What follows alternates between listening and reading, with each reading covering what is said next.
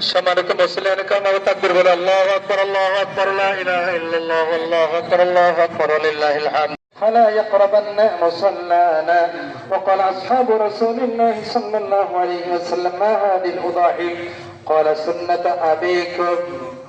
قالوا وما لنا فيها يا رسول الله قال بكل شعرة من الصوف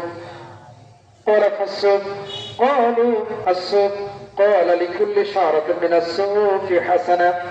الله أكبر الله أكبر لا إله إلا الله والله أكبر الله أكبر ولله الحمد أسأل الله أن يوفقنا جميعا لنضحي على السنة النبوية بارك الله لنا ولكم في القرآن العظيم ونفعني وإياكم بما فيها من الآيات والذكر الحكيم أستغفر الله لي ولكم ولسائر المسلمين وشر الأمور محدثة وكل محدثة بدعة وكل بدعة ضلالة فقد قال الله تعالى إن الله وملائكته يصلون على النبي يا أيها الذين آمنوا صلوا عليه وسلموا تسليما اللهم صل على محمد وعلى آل محمد كما صليت على إبراهيم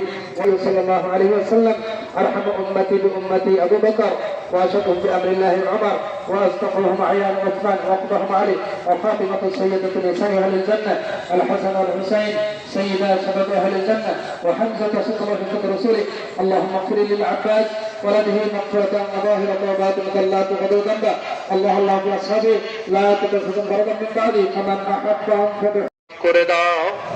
আয় আল্লাহ আমরা যেন নেকের উপরে দিনের উপরে হকের উপরে থাকতে পারি সেই তৌফিক তুমি দান করে দাও আমাদের 5 ওয়াক্ত নামাজি বানাও পরহেজগার বানাও দ্বীনের খাদেম বানাও রব্বুল আলামিন দ্বীন নিয়ে ঈমান নিয়ে চলতে পারি এমন তৌফিক তুমি আমাদের সকলকে দান করে দাও আল্লাহ আজকে যারা আমরা কুরবানি করব আল্লাহ প্রত্যেকের কুরবানিকে তুমি কবুল করে নাও আয় আল্লাহ তাআলা আমাদের মধ্যে আয় আল্লাহ ত্যাগের যে নজরা আমরা পেশ করছি এর মাধ্যমে তোমার মুকররবিন বান্দা হিসেবে আমাদের কবুল করে নাও আয় আল্লাহ আমরা তোমার নৈকট্য পেতে চাই তোমার মাহবুব হতে চাই